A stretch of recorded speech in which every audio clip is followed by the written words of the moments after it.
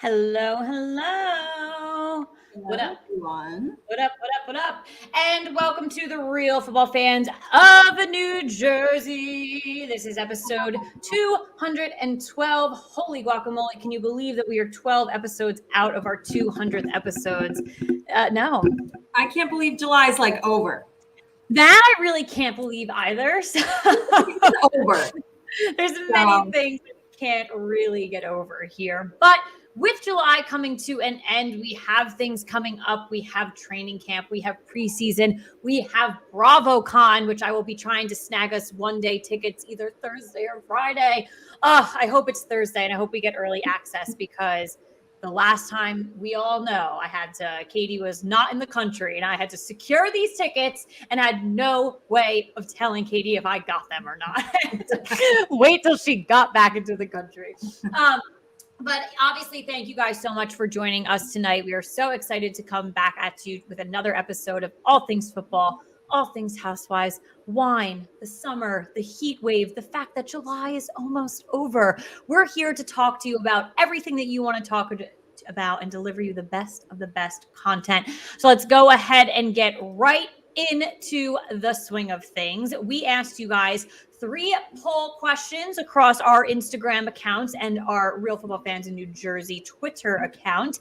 And as always, you guys delivered phenomenal results. We got a ton of votes again this week. Thank you guys so much. So let's go ahead and get into these 3 questions here. And they are summer edition. So a nice little summer spin I think a lot of people are dealing with the heat this week. So definitely on brand for sure, these 3 questions. So the first one, would you rather attend an NFL training camp or an NFL preseason game?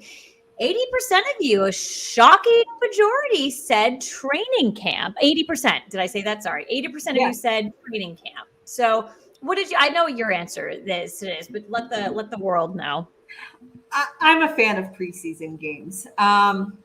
And funny enough, I could have made this my get it off my chest, but I did get somebody who follows me, DM me, and kind of was like, as somebody who's been to an NFL preseason game before, I don't see why anyone would want to go. Like, I don't see what the, enjoyment is. And I break it down for everybody the same way every year when I say, who wants to go to a preseason game? I say, it's summertime. It's warm out, a nice summer night tailgate.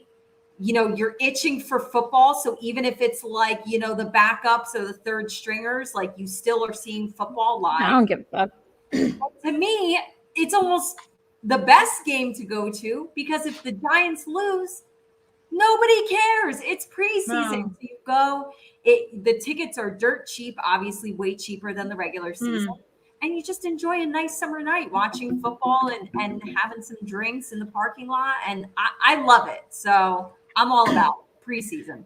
Listen, I like preseason as well. I think all of the points you outlined are perfectly spot on. I think actually, I know the individual you spoke to, I think lives on the East Coast. I think sometimes when you look at like West Coast people, they kind of have that good weather all year round. Like exactly what you said, like we don't get to enjoy games in the nice weather sometimes. So that's why preseason's cool too. Cheap tickets, good atmosphere, everything like that. A nice summer night watching. And to me, it's football's here and you're like, hell yeah, we've been waiting way too long.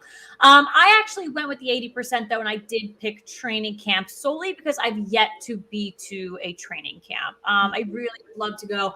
Unfortunately, Katie, I checked out the dates. I don't think we're going to be able to go this year. I know we really wanted to, but a lot of them really don't work for us. So really bummed about that because Fan Fest doesn't work for us either. But we spoke on the back end. There actually are a lot of games that we can go to. So we'll make sure that we make up for it in the actual season.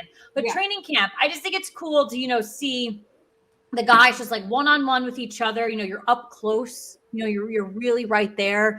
It's not like you need to hear anyone mic'd up because you can probably hear it from the stands. And it is a pretty intimate experience because they're not like packing you in like sardines. Like afterwards, when like people look for autographs and things like that, you can kind of go and like open the floodgates and go there. But when you're sitting in the bleachers and just kind of watching, like it's very much so like, again, like an intimate experience, like I had said. So I would like to go to one. So that's why I had picked that one for sure. So.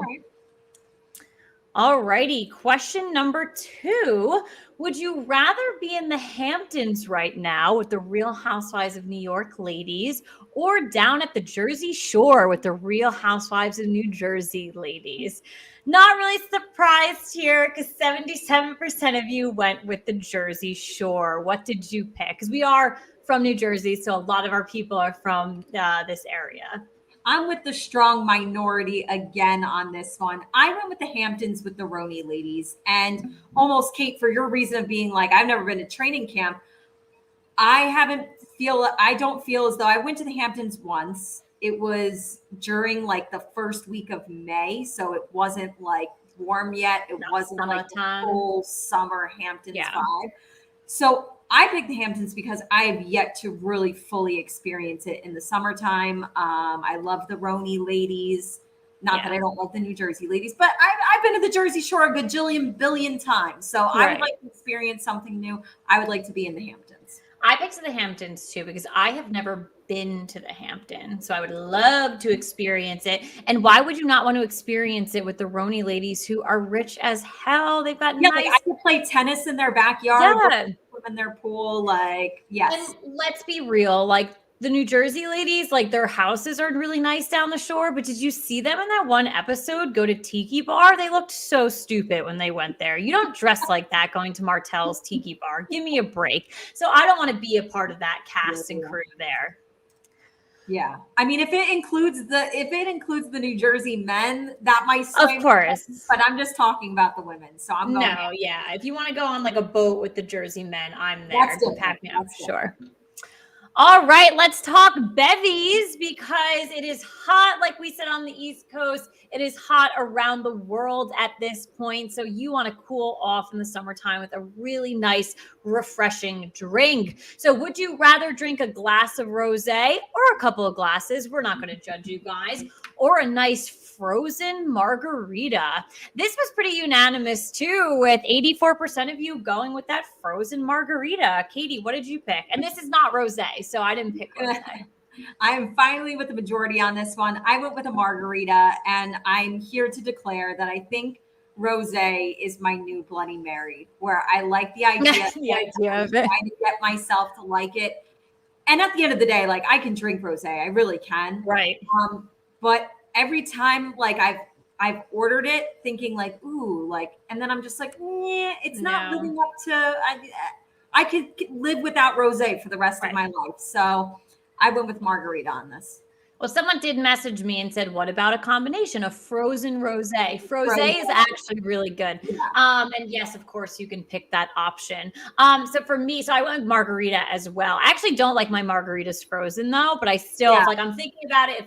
We'll bring back to Martell's Tiki Bar. If I'm there, nice frozen marg is really nice when it's freaking hot outside. But yeah, I like rosé. It's definitely hit or miss though, because I'm a huge dry wine person. We know I love a good Chardonnay. If you get a nice dry rosé, it's delicious, chef's kiss. But you can really get caught sometimes and have a really sweet one. And for me, that ain't it, people. Right. But if you were one of the people that selected frozen margarita and you are poolside, you are beachside this summer, or you're just hanging out on your front stoop, I have to recommend Cutwater. They make all different types of canned cocktails and everything. Margarita is one of them.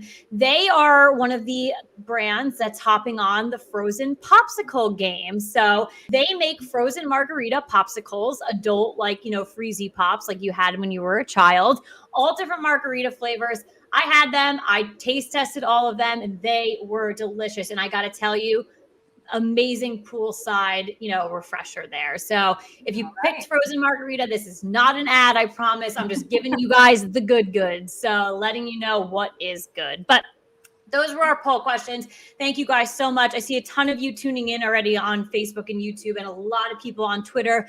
Please let us know what your thoughts are to these poll results if you didn't let us know already. If you have any questions for us live throughout the episode, go ahead and let us know and we will answer them. But looking forward to the rest of the show for sure.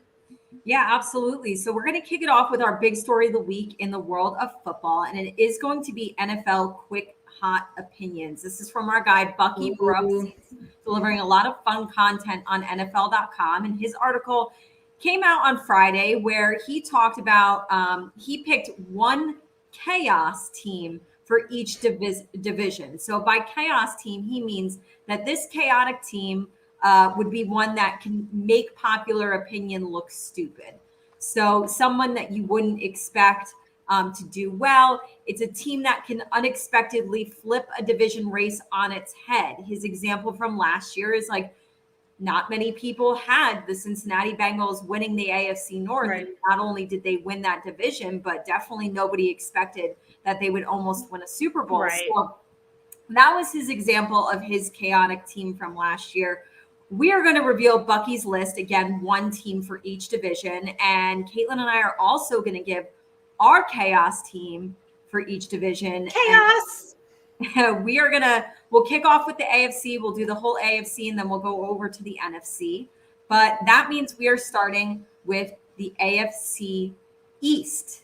So Bucky went with the Miami Dolphins. Caitlin, who did you go with? I am with the Miami Dolphins as well. I think the narrative right now is clearly Buffalo takes the division and runs with it. But who's knocking on their door? Probably New England. In my opinion, let's turn this into chaos. Miami's not just knocking on Buffalo's door. They're pushing them out of the way completely. And they're trying to top that division. Will they be successful? I don't know, but they're going to butt heads with the Buffalo Bills. So that's why I ensured chaos with this one. Yeah. And Kate, I like that you kind of referenced the fact that, yes, we think Buffalo will win this division. That's how this whole article, this whole game is like, if we have to pick a chaotic team, who are we picking? We still believe a lot of these teams that we're not saying is because they're the favorites. So we're kind of going these underdog dark horse teams. So I too went with the Miami Dolphins. They were 9-8 last year, finished third in the division. I almost want to say, like, I kind of feel like the Patriots finishing in second last year and everything like that. I feel like it was a little bit of a fluke. I don't see this. I'm very disappointed by their draft. I don't see the star power on that roster. I don't see the names on that roster. I don't see the talent. So I could see New England taking a step back. And then speaking of talent, Miami has a lot of nice young talent too. Right. But then they had a great offseason. They obviously added like their biggest prize piece in wide receiver Tyreek Hill. Bucky also mentioned this in his article. This was a huge pickup for them on their offensive line with Terron Armstead. That was a massive free agent pickup for them. They've got young guys like Jalen Waddle at wide receiver, Mike Gesicki at tight end. There's a lot of pieces to like on the Miami Dolphins football team. Absolutely. Okay, so next we have the AFC North, and Bucky went with the Pittsburgh Steelers. Caitlin, who do you have? So I do have a couple of in this mix of the whole game that will maybe throw some people, but I do have my reasoning behind it. So I am actually going to pick the Cincinnati Bengals, very much to where you just spoke about. The Patriots, was last year a fluke for them? Was it kind of random? Maybe they won't repeat. There is actually some chatter out there that Cincinnati might not repeat what they did last year. A lot of it ties back to they didn't have an offensive line. So how did Joe Burrow take them from game one all the way to the Super Bowl? How did this kid actually do it? How did that offense move the ball without anyone defending him? So I look at that and I look at that division and I'm like, you always have the question mark, will the Ravens bump back up? It's always a free for all. I feel like that division, who knows? So for me, kind of that chaos is the Bengals coming back in and sweeping the entire division again, giving those three other teams no chance near the top. So that's a little chaotic in my opinion. So that's why I made that decision to go with the Bengals. Yeah. I went with the Baltimore Ravens. Now, there was not much at all. I think it was a tie that separated second, third, and fourth in that division last year. But Baltimore did finish fourth in the division with an 8-9 record. And I just don't feel like it would surprise anybody at all if the Ravens were to win the AFC North this year. They had a down year last year, but the year before that, they were a powerhouse. They were one of the scarier teams in the league.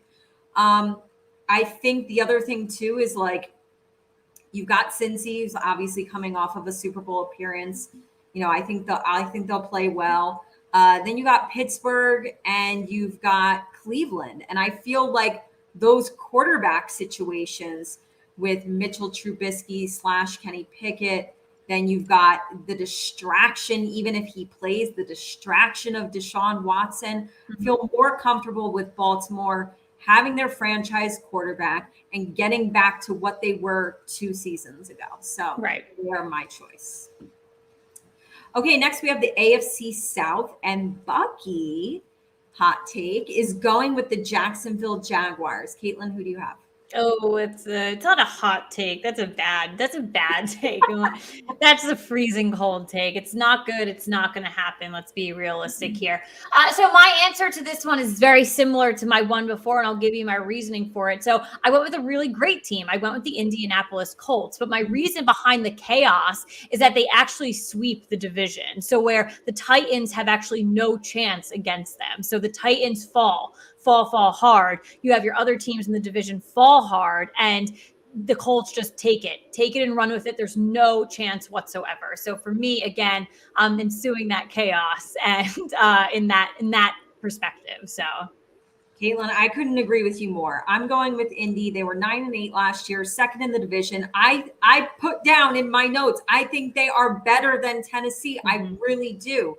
And Tennessee had like 11, 12 wins last year compared to Indy's 9. But I just feel Indy is the better squad. I know I talk about the Chargers all the time being a dark horse. I truly believe Indy is a dark horse team as well.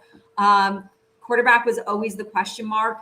I'm not saying Matt Ryan is like phenomenal. Like you're not putting Matt Ryan in his prime. He's definitely a step above having Carson Wentz. That's for sure. A couple steps. So I'll even admit that, a couple steps. So I really like this team a lot. I think Indy's going to be a dark horse team for me this year, definitely at least in the AFC. And they're my pick for the AFC South. Okay, and last but not least, to round out the AFC, we have the AFC West. This is obviously, the strongest division we think in the league. And Bucky went with the Las Vegas Raiders. Caitlin? Well, shame on me for a couple episodes back, maybe right before our 200th episode, for me talking poorly about this team, because over the past couple of weeks, we've been analyzing, looking at rosters. The Raiders are the real deal. They have so many people. Yeah. And yes, that is chaos for me. They are the chaotic team in this division. I 100% agree with it. They can take out all 3 of the other teams, including the Kansas City Chiefs. And weeks back, and I'm thinking it is before the 200th episode, I said no. I was like, the Raiders are not going to be good this season. But we did so much analysis these past couple of weeks, really looking at key players and everything. And wow, Las Vegas. Like, I'm a little scared of you, and you're not even in my division. Yeah. Yep, they've got a squad. Honestly, Kansas City is going to get such a run for their money this year. It doesn't help where like your outlier team is the Denver Broncos with Russell Wilson. Like, nobody is weak. Nobody's going to be weak in that division. I'm going with the Los Angeles Chargers. They finished 3rd in the division last year with a 9-8 record. Obviously, Las Vegas, they kind of squeezed into the playoffs. The Chargers just missed it last year. Again, this is like my example of my comparison with the Cincinnati Bengals is not only will they potentially win their division, but could potentially win a Super Bowl. That's how strongly I feel about this team. So that is my pick for the AFC West. To round out the AFC, we are now going to jump over to the NFC, starting with our team's division, the NFC East. And Bucky is going with the Washington Commanders. Caitlin, who do you have? I mean, is he choosing them because like he really thinks that would be everyone would be like, what the hell if that were to happen? I guess that is chaos in his mind. Totally unbiased. I am going with the New York Giants on this one. I spoke a couple of weeks back about I was a little scared about the Eagles roster, but as, we kind of, got some commentary back from the show on that. I know you voiced your opinion. I did a little bit more looking into it, looking at commentary on them. And maybe I wasn't as scared as I really was. I think the Cowboys really just truly reign supreme in this division for sure. And when I say the New York Giants, I think that they'll go up and they'll compete with the Cowboys. I don't think the Giants can run with it. It's definitely not a year for us to try to make any, assumptions in that way. But it might be it might be a year where second place may not even cut it for us, but we're still attempting to compete and doing things like that. Obviously, I loved the New York Giants draft. I love what they did, even just money wise in the offseason, making some really hard decisions. In the time for us, it's hard to see some of our favorite players go, but this isn't like a, you got to make everyone happy, kind of thing. This is a business. So I'm happy that the Giants are finally making some realistic business decisions. I like what they did from a coaching standpoint. So I think that, we get a lot of those details behind the scenes being actual New York Giant fans. So I think for me, that kind of pushes us a little bit along there. So I couldn't make an argument for the Washington Commanders, to be honest. So if you picked them, I'd love to see what your argument is. Well, to be honest with you, I can't make an argument for the Commanders, but I also can't make an argument for the Giants. I went with Philly. I've said it. I think I've said it on the show before. It's not necessarily going to surprise me at all if they win the NFC East. It is a division that it gets flip-flopped around year after year, season after season. Obviously, Dallas is the front runner, and by all means, they should win the division. But I could see Philly contending. I really could. Obviously, they were a playoff team last year, 9-8 last year, finished second in the division. But I feel like they've only gotten better this offseason. I think Jalen Hurts can take strides this upcoming season as well. And I think they have a shot to contend for this division. If they make it to the playoffs again, like they did last year, I think they would be one of the weaker playoff teams. But I think in our division that's a little weak, I think they can contend. All right. Next up, we have the NFC North, and Bucky went with the Detroit Lions. Oh, and I did as well. And this was my ultimate pick of the entire game. I would love for them to change the pathway for this division and really come out on top. And coming out on top doesn't mean first place. Them even finishing second and trying to go after, that other spot within the playoff. Like, I would just absolutely love to see that. We talk about it all the time. They were in so many games last year. And if they just won those games, it would have been a completely different season for them. Let's see if they can actually do it this season. You have Jared Goff season 2. Let's see. He's finally comfortable. Let's see, hopefully comfortable with that team. You had a great draft pick. You got a couple of things going on there. Like, let's see what we can do, down in Detroit. But this was my total chaotic pick here, because if they do it, that'd be pretty freaking cool. So not our division. So I went with the Detroit Lions as well. So yeah, like Caitlin said, they were in so many games. They could have been an 8-9 win team last year. They really could have been. And to think that they could easily have flipped that means that they could potentially have one of the biggest jumps in the league this year. Mm-hmm. And the fact that it didn't go their way, it almost felt like a coin toss that just kept not going their way. The fact that it didn't go their way and they finished with a 3-13-1 record sucks. But a semi-good team, that means that they got an early draft pick. You're bringing in Aiden Hutchinson. Right. That's a touchdown for you guys. And I think this is, I don't believe in Chicago. Minnesota is just I want to believe in them every year, and then they just don't do it. Green Bay is Green Bay. I think this was one of the divisions where it's nobody's actually going to legitimately contend with Green Bay. But this year might be the year. I think Detroit could have one of the biggest leaps this season as far as win totals from the previous season, the biggest jump. Right. Okay, so next we have the NFC South. This was a hard one. Obviously, no one contends with Tampa Bay, but Caitlin, who did you go with? I went with, I went with the people on this one. And I think after Baker got traded to the Panthers, we even got a question. Does that make them better? Oh, by the way, Bucky, I'm sorry, Bucky went with the Carolina Panthers. Okay. So I'm going with Bucky, and I'm also going with the people because it was an uproar when Baker got traded. Like, are they good now? Like I said, we even got that question. Does that take them out of kind of that last place position there? It's last place from last year, so moving into this season.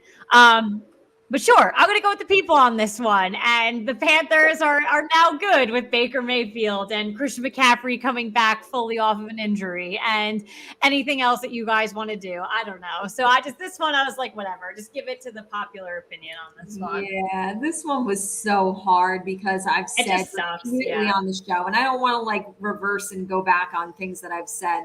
I've been pretty like adamant about the fact that Carolina and Atlanta are going to be really bad this year. Right. So I can't like go around and try to spin that. I really can't. And I think New Orleans is so incredibly average.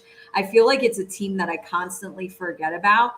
But they are my pick, the New Orleans Saints. They finished 9-8 last year, second in the division. Maybe a bright spot for them. And we can't say what he will look like, but having Michael Thomas back, your biggest upside is if you get Michael Thomas back, like how Michael Thomas was. I mean, could you imagine? Now that's a huge what if. Yeah. But if you can get him back at that level, that's going to help this team tremendously. Right. I don't think anybody's going to compete with Tampa Bay. And honestly, this is one of the weakest, if not the weakest, but one of the weaker divisions, I think, in looking at it as a whole. Mm-hmm. All right. And last but not least, we have the NFC West, in my opinion, the best division in the NFC. And Bucky went with the Arizona Cardinals. So this one, again, I took a very similar approach to a couple of the ones I had in the AFC. So I'm going to go with the Rams on this one, your Super Bowl champs. Well, it doesn't sound chaotic to a lot of people. My point is that the Chargers, the Cardinals, and the Seahawks, nothing.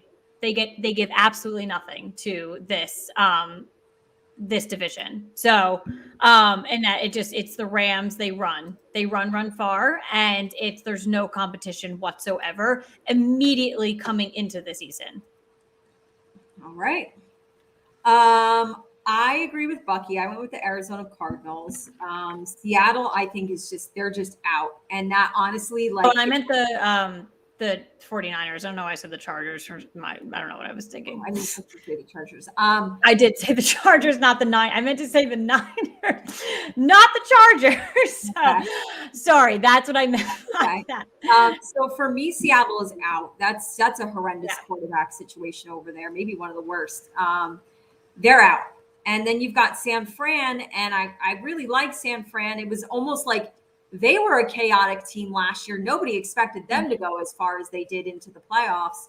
But I have to admit, like, I think they're going to run with Trey Lance, and I'm not feeling good about that. I know some people totally are.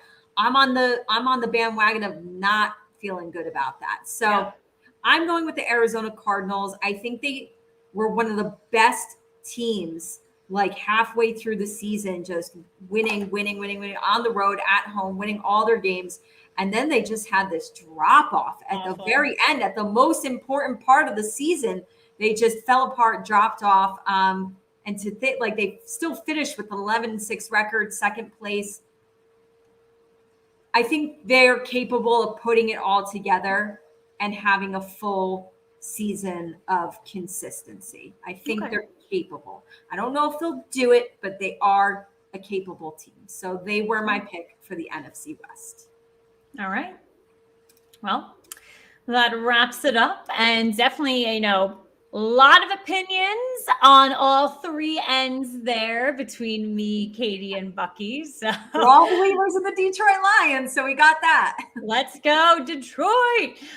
We actually, one of our fans, over on Twitter is a huge Detroit Lions fan. It's like really, like, his name is Bakari. So if he's watching, like, major shout out this episode. He is like a diehard and like will die by them. So good for you. Keep holding on. We believe. So we're there with you for sure.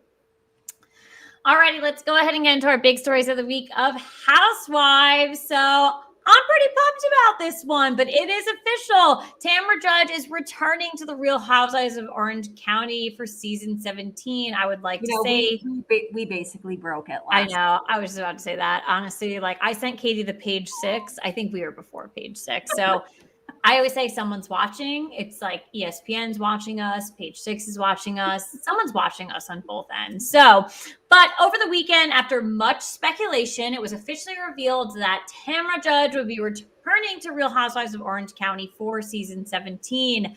But before Tamara could make the announcement herself, this is so funny.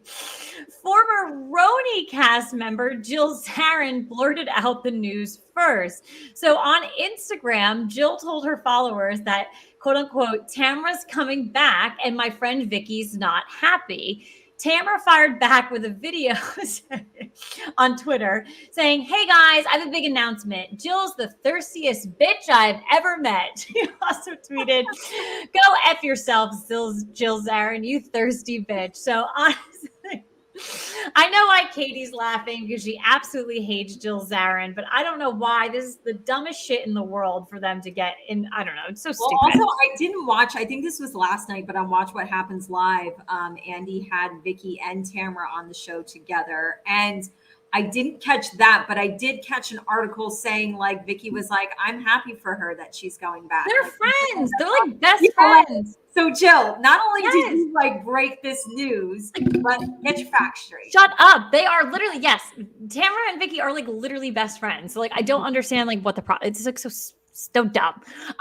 So whatever. But a source confirmed to page 6 that season 17 will revolve around Tamara and that she is thrilled to come back after feeling the fan love from her time. She was on, Girls Trip. Obviously, she was on Ultimate Girls Trip. So, yeah, listen, I'm really excited to have her back. We brought back Heather. We'll bring back Tamara. Tamara's hiatus was a lot less, obviously. Right. But we'll bring that back. Good to have a familiar face. We do have the 2 individuals that are departing. So I think they're probably going to have to bring on 1 or 2 more people. Maybe we'll see some friends. I'd rather them just do that. Maybe bring on like 2 friends. See what happens. But I'm happy with the cast right now. I was happy with this last season. So bravo, Orange County. Don't screw this up for me. So, well, you know what I'm realizing, like only just in the moment as we're talking about this and how that source was saying that Tamara was like really feeling the love from her time on Ultimate Girls Trip. Ultimate Girls Trip is kind of like a really, really good test run to maybe bring back someone like, obviously Dorinda was just on it. Like Vicky was on it. Yeah. They're no longer on Housewives, but they were on Ultimate Girls Trip. It's almost like the perfect test run for Bravo to see, like, are people interested in seeing these women on their TV screens again? And obviously, Tamara is one of them. I spoke about this last week on the show, saying, I know Tamara's been gone, but she still feels so relevant. Like, keep up with her. And if we want to keep up with her through social media and through news outlets, throw her back on the show. Like, let's really actually see her story unfold in front of us. And so, I think Girls Trip, if you're going to take a huge positive from that, it's like, do people want to see these women come back? Do they like them enough that, they would be successful, maybe getting another run at this. So I think this was a good one for OC. I think it's great to have Tamara back. I'm definitely all for it. And hopefully it pans out. I don't think Vicky's coming back. And then obviously we spoke about Alexis last week as well. That was like a little bit of a rumor mill. Yeah. And of course, if anything comes to fruition with that, we'll let you guys know. But, since we're the ones who break everything over here. Seriously. That's more so a reason why you guys should be listening and subscribing. But we're getting into our second story of the week in the world of Housewives. And this is also something we talked about. This was last week as well, about Ultimate Girls Trip Season 3. Now, we gave you guys a cast breakdown, which was accurate at the time. But after reporting it last week about the new season and the cast members, news came out that Real Housewives of Atlanta's Portia Williams will be replacing Roni's Tinsley Mortimer. Everyone's very excited to have Portia, but Portia's good, but yeah, really heartbroken about losing Tinsley. I was so I'd like to have both of them. Yeah. I spoke about that last week, like being super excited to have Tinsley back. But Tinsley, who was originally set to join the other women for filming in Thailand, had reportedly been asked to be on the show a couple of weeks ago, and she was super excited. But she already had plans for the summer that she couldn't really shift around in order to participate on this trip. So, all right.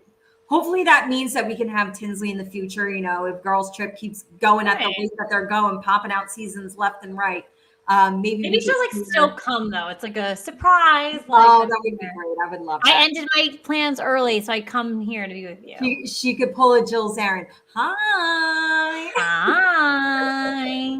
The Jewish Kirby. I tell Caitlin all the time. I hear that in my nightmares. The Jewish Kirby. Hi. But yes, so Portia will be replacing Tinsley, and the addition to the cast for Portia comes after she left the Real Housewives of Atlanta ahead of the season 14 premiere back in May. It's also not only good for Bravo to test run some of the ladies who aren't on the regular franchises anymore, but I think it's also really good for some of these women who truly feel like they need to step back and have a bit of a break. Right. Filming Ultimate Girls Trip is like 2 weeks. Over the course of 2 weeks. Yeah, it's easy. I think it's kind of and you're getting you're with new faces, not like the same people that you're constantly beefing with. So it does seem like a breath of fresh air for some of the women who, I know Dorinda, for example, she really felt like she needed to take a break. And a lot of times we see them, they do come back, but this is a nice in-between for them. So filming for season 3, we got reports that it was going to start yesterday, and seems to be true. It is. We posted a pic. Caitlin, I think you posted it on our Instagram that there is an official first picture of the women in Thailand, of course, hanging out with the elephants. And I'm super, super jealous. And I just want to get on a plane right now and go find them, go find the elephants. It's going to be amazing. I think if I'm going to watch any of them, it's definitely going to be season 3. But we will have Portia now instead of Miss Tinsley. So, yeah. All right, hold on. I'm just sending out a tweet real quick. I wanted to talk about what? That we miss Tinsley.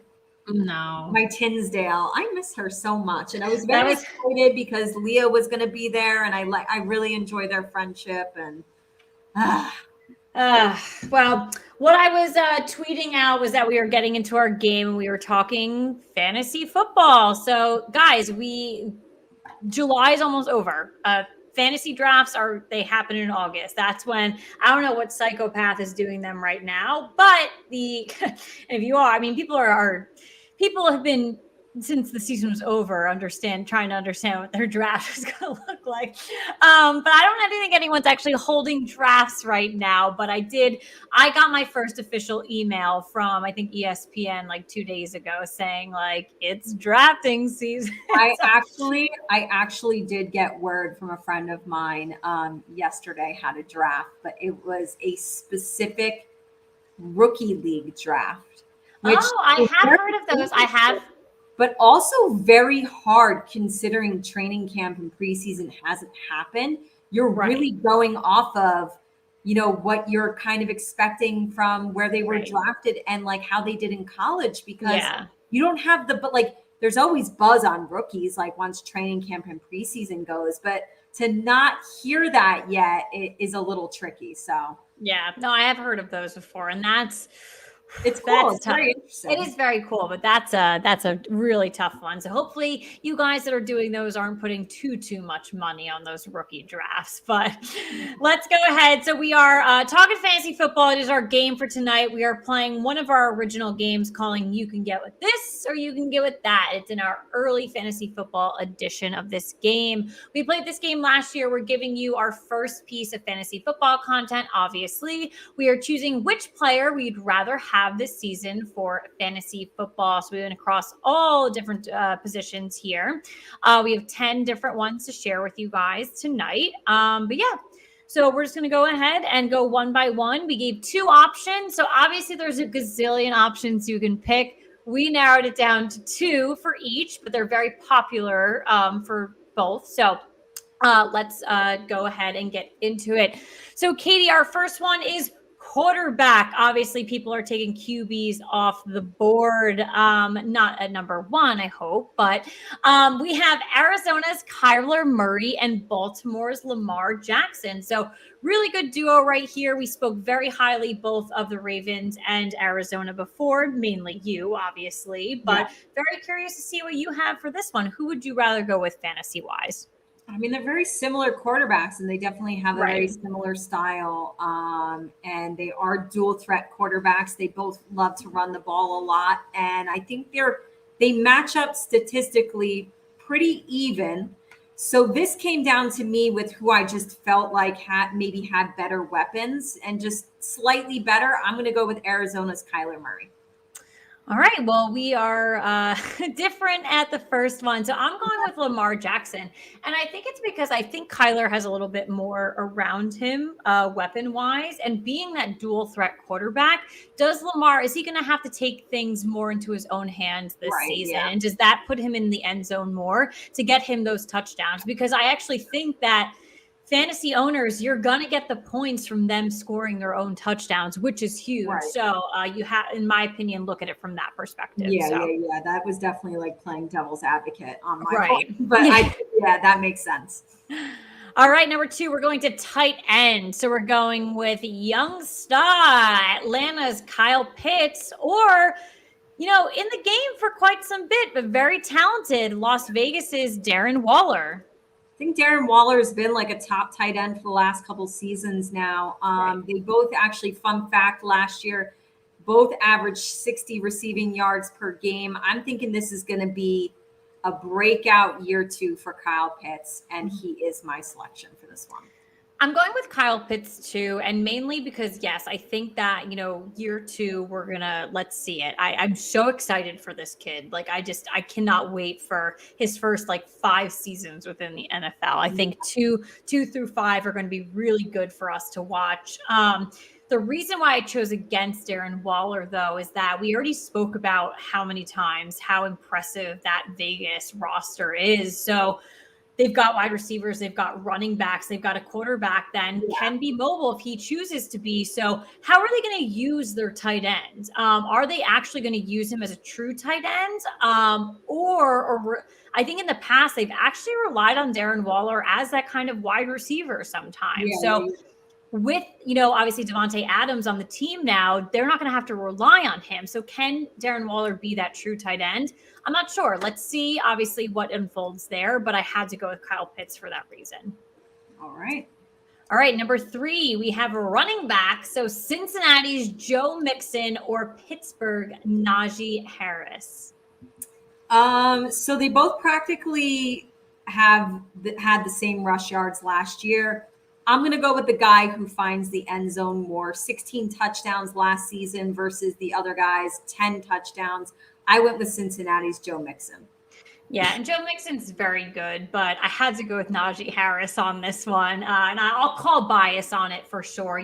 Still both young kids in the NFL. Najee's very young, but he's a guy that will never disappoint you. He will get into the end zone. So we saw a lot from Mixon last year, and you obviously just pulled up the numbers. But my opinion is just wait and see. And, Najee's a guy that you want on your team, especially from a running back perspective.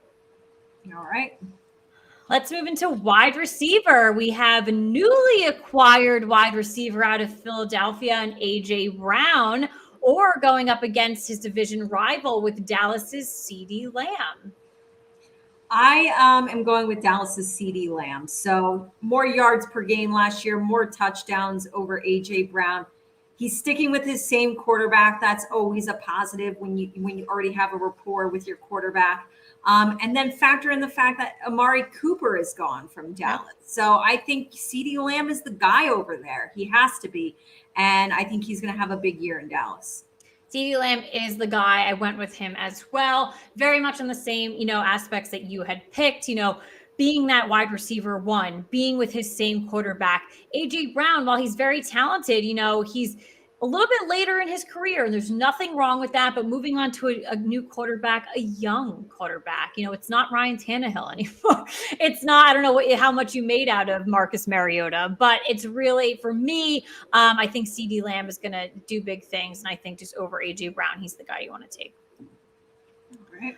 All right, so everyone's favorite position to take in fantasy, kicker, Cincinnati's Evan McPherson or Las Vegas's Daniel Carlson. Okay, so obviously you definitely want a guy who has a lot of attempts, at getting field goals. So I went with Las Vegas's Daniel Carlson. He had 43 total attempts last year versus Evan McPherson's 33. And not only did he get more attempts, but he had a better field goal percentage over Evan McPherson. Daniel Carlson, that's going to be, we've been talking about him. It's going to be a high-powered Las Vegas Raiders offense, and Daniel Carlson is going to be a big piece of that. So I'm going with him. Well, I 100% agree with you on the reasoning. I think the Raiders are going to put up more points this year from a touchdown perspective. So I think that puts it actually back into Cincinnati's court. Are you going to be able to top? And I do think that they're going to be able to be the top again, but score as many touchdowns and things like that to where your kicker's not always running onto the field. So I think the story is going to be a little different for Vegas this year. So I'm actually going to go with Evan McPherson because maybe he's scoring more of those 3-pointers for you. So yeah. All right, let's go with defense and special teams. We have San Francisco or the Indianapolis Colts. This is one of my favorite defenses. I went with the Indianapolis Colts. 33 total takeaways last year versus San Fran's 20. That includes sacks and interceptions. I think Indy's got one of the best defenses in the league. So I'm going with them. I love their defense. I actually also love San Francisco's defense. And in my opinion, their defense is what keeps them in these games. Always. They are nonstop. They're stopping everything that they can. You see the sack percentage they have. You see what they're stopping left and right. Indianapolis has it, all across the board, I think. For San Francisco, there's always that. Now we even have a question mark. They just opened up, Jimmy Garoppolo can be open for a trade today. So they might be going with Trey Lance. So you had said that before. You don't know if that makes sense for them. That could put an even bigger question mark on their offense. So for me, that puts more I don't even know what the right word is, but that defense just has to continue to be solid for them. Who did you pick? San Francisco. Oh, okay. Sorry. You were talking about them both positively, and I'm like, did she say who she was going with? No, I thought I did in the beginning, but I was saying I was agreeing that Indianapolis, they have a phenomenal defense. I really do love it, but they're just holistically really good. So if all is literally laid out there, San Francisco needs their defense to be good. So they really don't have another option. So, all right. All right, let's go back to quarterback here. So we're going with Dallas's Dak Prescott or Denver's Russell Wilson. Okay, so I was actually surprised to compare these guys statistically last season. I'm going with Dak Prescott. He had a lot more yards per game, a lot more touchdowns. I kind of feel as though they're a little bit equal as far as their running abilities. They're both capable of it. Both can have rushing touchdowns, but they're both pretty equal on that playing field. So as far as pass attempts, yardage, touchdowns, it is Dak Prescott. It will be Dak Prescott. I think Russell Wilson could be great in Denver, but he is with a new team and with new teammates and in a new offense. So I am going with Dak. Yep, I went with Dak Prescott too, literally for every reason that you just listed off. So I don't really think there's an argument there. So, but there is, we welcome it. So, all right, let's move over to wide receiver again. We're going with Pittsburgh's Deontay Johnson or Washington's Terry McLaurin. I'm going with Deontay Johnson. So he's better statistically in every category, receptions, yards per game, touchdowns. I do believe that Terry's numbers could go down this year with Carson Wentz at quarterback. I still think he's one of the only bright spots on that Washington team. So he will still put up big numbers, but I'm definitely a big fan of Deontay Johnson. I think he was a little bit of an underrated fantasy football player last year, and I think he'll crush it again this season. And I just have a feeling that he may go underrated again into coming to this fantasy. So I'm hoping that people that are watching do take like what you had said, to, face value and really look back. I did go with Terry McLaurin, though. I think he did do well for fantasy owners last year. I think with him being one of the only bright spots of the Commanders is massive. And, you don't have a lot of playmakers. Under Carson Wentz, I'm not really sure. I'm still very curious to see what the hell happens with that quarterback situation down in Washington. I have no idea. But honestly, I think for them, he's really got to stand out. And if he really wants to make a career for himself, potentially move on from Washington, he's got to do well. So, yeah. Okay. All right, let's talk again tight ends. And we're going with Arizona's Zach Ertz or Miami's Mike Gesicki. So this was the only one that kind of came down to health for me. Okay. Zach Ertz is not one of those guys that ever plays like a full regular season. And this has nothing to do with his ability. I didn't even really dive into the comparison of him versus Mike Gesicki. I just straight up looked at it as a health standpoint. Gesicki is a guy who has luckily not had an injury bug, and he's an awesome player. They're both awesome players. But I'm going with Mike Gesicki. I went with Mike Gesicki as well. I love that you bring up the health thing because, again, it's comparing these two is definitely difficult, even with Zach Ertz just going to a brand new team last year with the Arizona Cardinals. So I don't know. I think I like a lot. I look back at it a lot too. Did he get a spark because he moved, teams? Did he get that kind of a little bit of a pep in his step? I don't think anyone expected him to do what he did when he moved to Arizona. He was like the Zach Ertz of his prime. Exactly. So I'm like, did he get a little bit of an oomph? Are we going to expect that in season 2? I'm not really sure. My more trust and my confidence is more within Mike Gesicki on that. So, but the health thing 100% plays into it. So, yeah.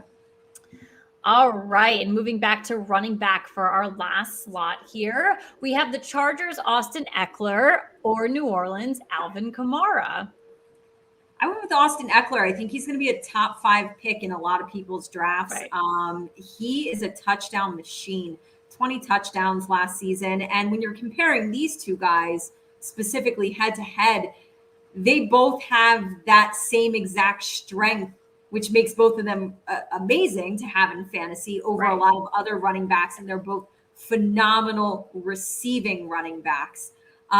So normally if you would pick, pit them up against somebody else, if you picked Alvin Kamara against somebody else, you might go to Kamara because he can do both. But you're putting him up against Eckler, who does it just as well, if not better. So I had to go with Eckler on this one.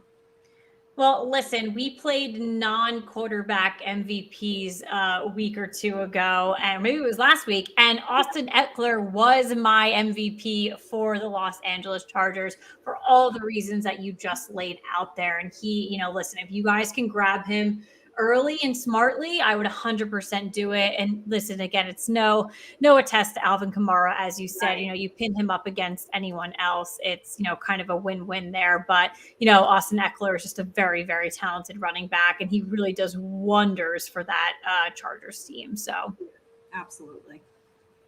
All right. Well, that was a great game. Again, a lot of analysis going back and looking at the players. We're inching very much closer to fantasy. I'll probably clip that segment for our people to see as we, I probably say like the second, third week in August is when people start the drafts. The drafts start to come in. So yeah, I can't wait. I get off my chest last week. Summer was going too quick. I get very excited, for fantasy football talk and fantasy football time and the drafts and everything.